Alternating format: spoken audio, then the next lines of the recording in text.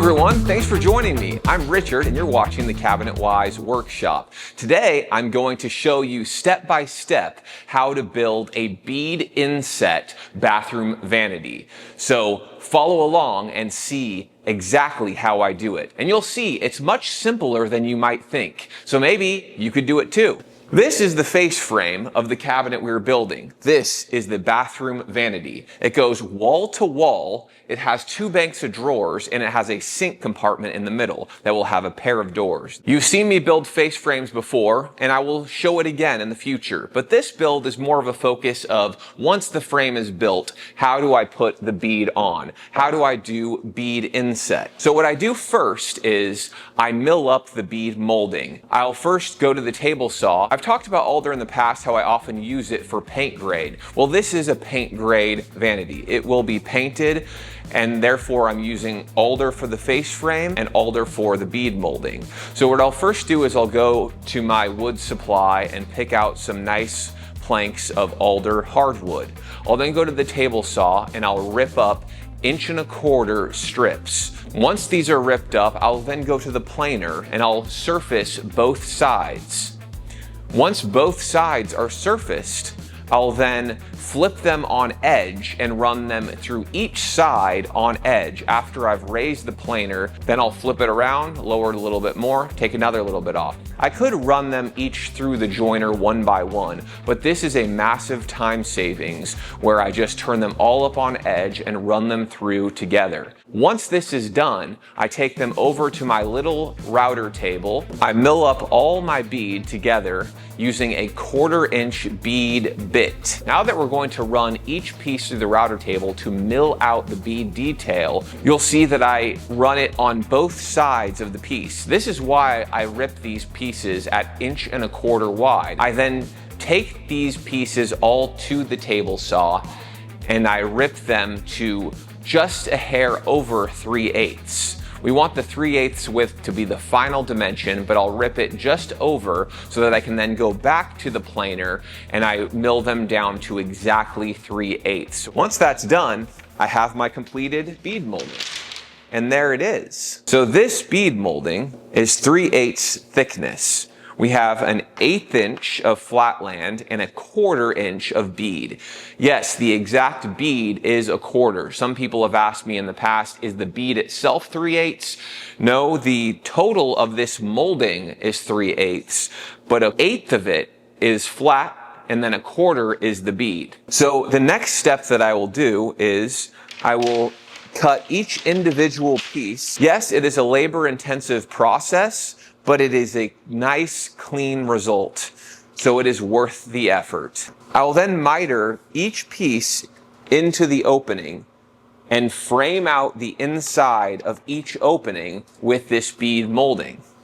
But before I do that, I'll go over to the radial arm saw and I'll cut each piece just a bit oversized, just so I have smaller parts to work with, because it becomes a bit cumbersome dealing with these long lengths. So this is another little tip that just speeds it up in my opinion, where you cross-cut all the pieces a little oversized, you set them on their individual location, and then you begin your mitering process. And I've said this before as well, but just for those who haven't heard it, what I'll do first is I'll just miter one side of all of them so that half of the work is done.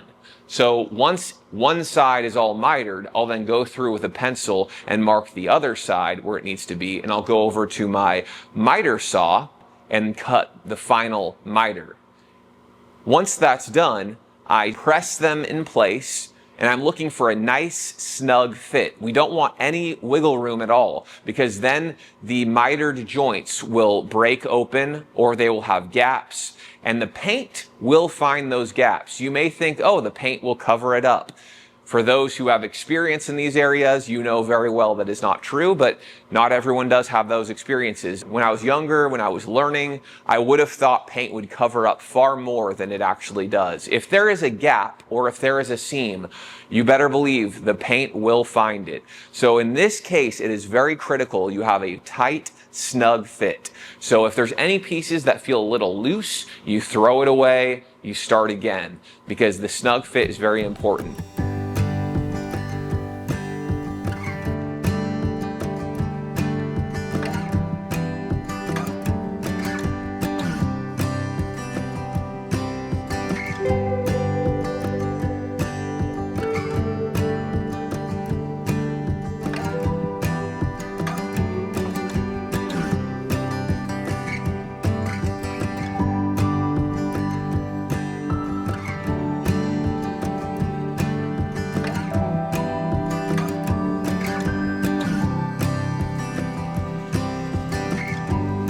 Once all the bead molding has been dry fitted into each face frame opening, I'll then lay it on its face. It's a tight fit, so all the pieces will stay where they need to be. They will not fall out. Once it's sitting on its face, I will then go to one section at a time and I'll remove the 4 pieces in that particular opening. I'll then apply glue to the back side of the bead and then I will tightly fit it in. It helps to save one of the longer pieces for last, so you can bend it a little bit to fit it in, because it is a tight fit. Sometimes you'll need to even tap it with a block of wood and a hammer to help get it in, because it's so tight. And the tighter the better. So you want to find that fine line of where it's just barely able to fit, where there's no wiggle room, but it's also kind of difficult to get it in. And you do it till all the pieces are finished.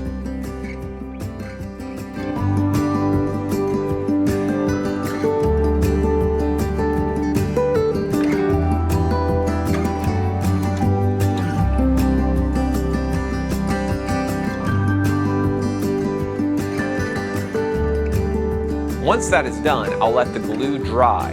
And during that time is when I'll usually rip up the box parts to the cabinet carcass, the bottom platform, the side walls, the nail rails.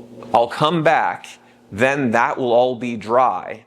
I then flip it over and I sand the back side. And the reason being, I just want to make sure that molding on the back side is sitting absolutely flush with the back of the face frame. The quickest way to do that is just give it a quick sanding. Once that's sanded on the back side, you're ready to begin your cabinet assembly. The next step I'll do is attach my furniture feet. This particular vanity is a furniture style cabinet, so it has decorative furniture style feet. It's usually easiest to attach these feet before you assemble the cabinet.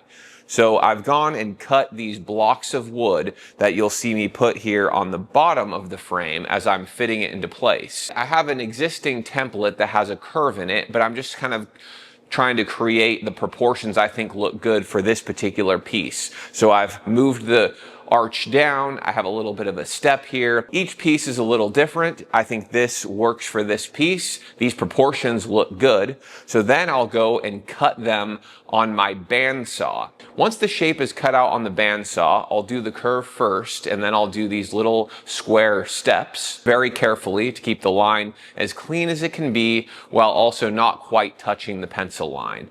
I'll then take it over to my large belt sander and I can sand that radius. So it goes right up to the pencil line. It takes that perfect round shape I'm looking for. Then I'll use a file to clean up the square edges.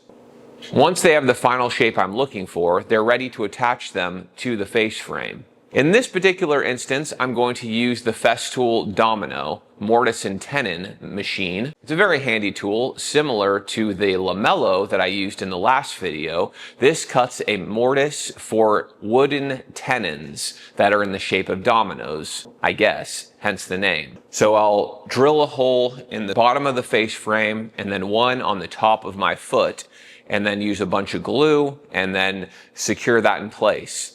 And this doesn't need much in the way of tenons. It's not load bearing in any way. It's simply decorative. I notice even with this one tenon in place, it holds it securely even without being glued. Then I'll put glue on both sides and glue and clamp it into place. And you'll see I use my little fall off radius pieces to help with the clamping. That way I don't put any dent in that little curved radius I have on the bottom of my foot. Now that the glue is dry, I'll go ahead and sand these up.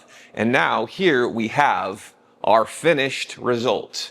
This is the face frame, our bead inset vanity face frame with decorative furniture feet. So I hope you like it. Let me quickly go over the dimensions of this face frame. Since I didn't do that in the beginning, I'm always a little hesitant to talk about all sizing relating to the cabinets being built because everybody's going to have different sizing. So I don't want to bore with too much minutia, but I do want to show that I generally always make vanities finish out at 36 inches in height.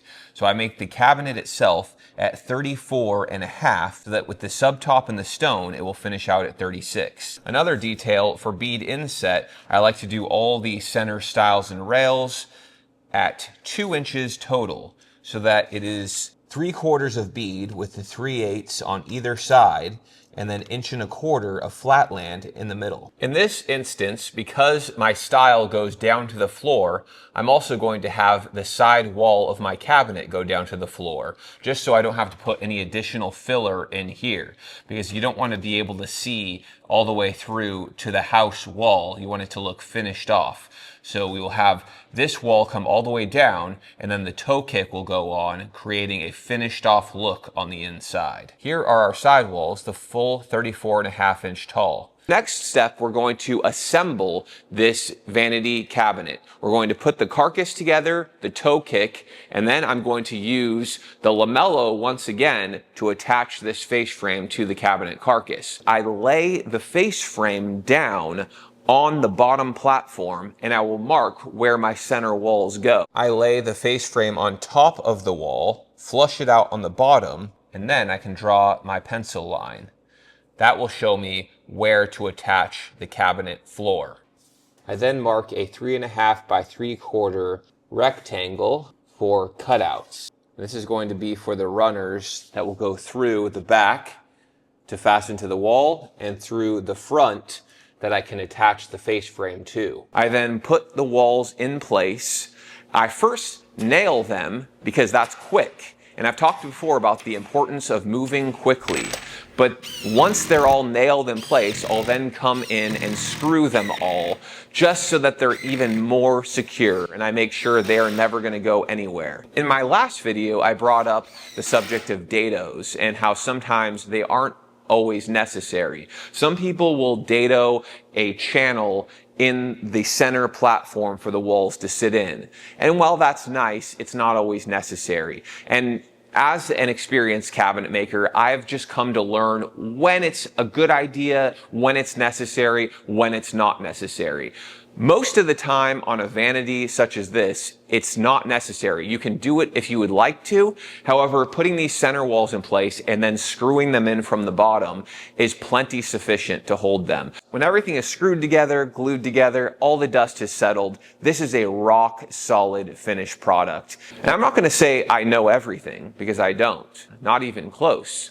In fact, I've learned in life that the more I know, the more I realize how much I don't know.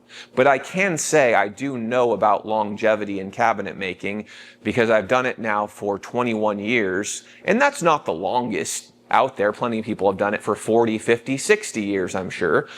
But I've been around long enough to know what will last and what won't last. And I know what works and what doesn't work, because I've experienced a variety of circumstances and situations that have taught me that. Some have been painful. I got the lamello out again, and I've put all the lines where I'm going to put the connectors.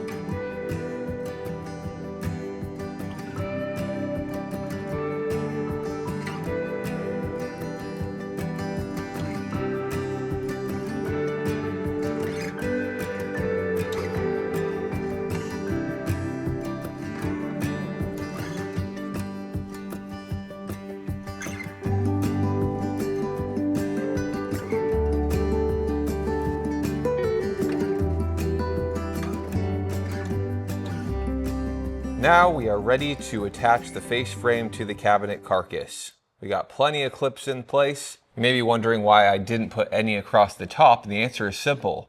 I didn't want to.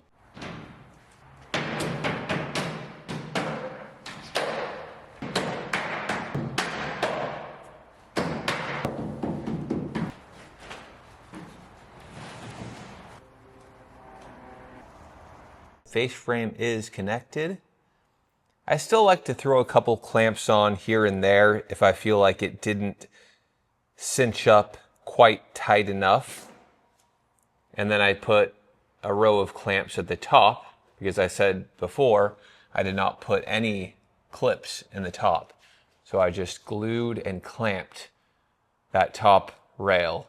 While this is drying, I'm going to prep the next couple steps, which will be putting the back on, the slides in, the drawers in, and then the drawer fronts and doors. And that will conclude our bead inset vanity. So something I do to put in our Blum undermount slides, say we have 21 inch here, I'll cut a piece of plywood at 21 inches tall that I then rest my slide on. A couple pieces I've prepared here. A large reveal like this, and I want to use my favorite hinges that I'm always referring to, my half crank Blum hinges with the 9mm hinge plate, which needs a flushed out wall. And I know there are other options, but this is a pretty big reveal. That's an 1.25 inch reveal since we have a 2-inch. What I do is I build out this little wall here. It's just going to sit like that to build out this wall here for our hinge plates. And then I have a stop block for the doors. This is a large pair of doors. And so I cut a piece of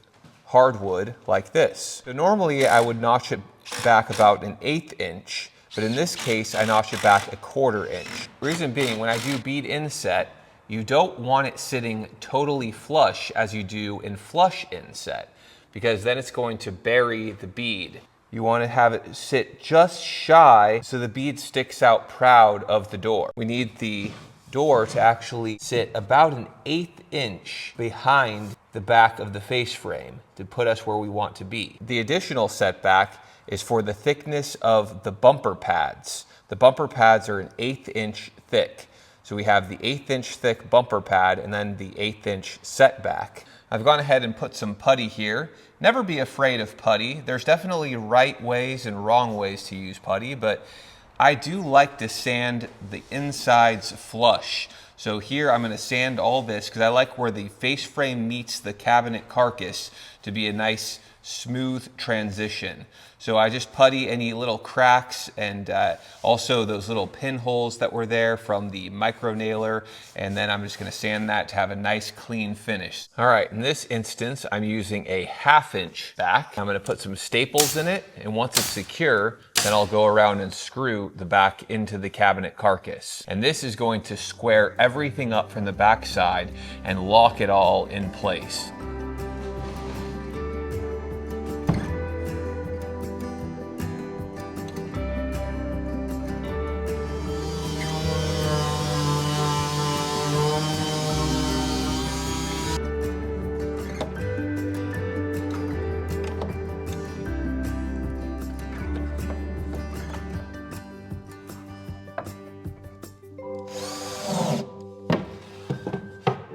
Blum tandem undermount drawer slides, and they're with Blum motion, which is the soft close mechanism on the inside. These screws work well with it.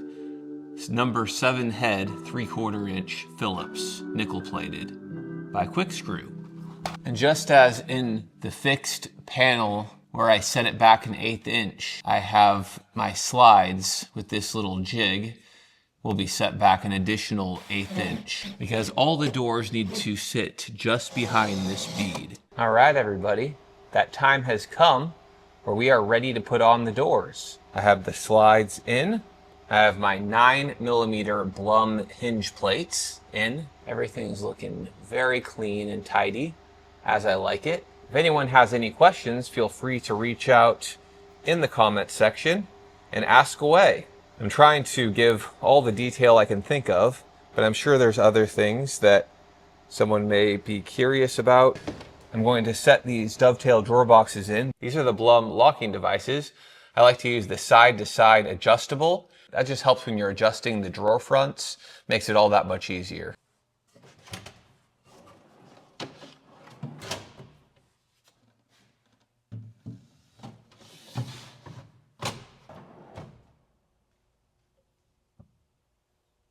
Set back in just right. And the doors we're putting on this vanity are actually a solid stock plank door. And I know we made this in alder, but the doors are actually out of maple. Reason being, I just wanted to try that out for the plank door because I've had some issues with alder plank doors warping in the past. So I'm just trying this out. I'm doing maple for the solid plank doors. This is paint grade, so it's okay that they are 2 separate woods. I didn't need to do much sanding on this because one thing I forgot to mention earlier, when you're doing bead inset, you want to first sand the face frame, then do the bead, because you don't want to risk having to sand it afterwards and risk sanding the radius on the bead. I sand the insides. I really just like that very clean, flush look on the inside where it's sanded flush. No detail overlooked. And it wouldn't be a complete video without showing my favorite Blum half crank hinges. I feel like every video I'm using these, but it's good to standardize. It's good to try to use the same thing as much as you can. Therefore, you only need a limited amount of products on hand as far as hardware selection within your shop. I always have the same Blum drawer slides and basically the same hinges that I try to use for most things. Because these are somewhat wide plank doors, and like I said before, I'm trying to avoid warping or cupping, these do have battens on them on the back side.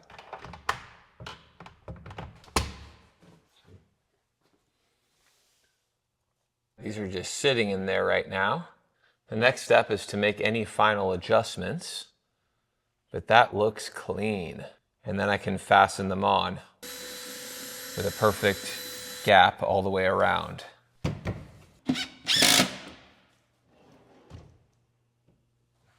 Got to get that perfect fitment.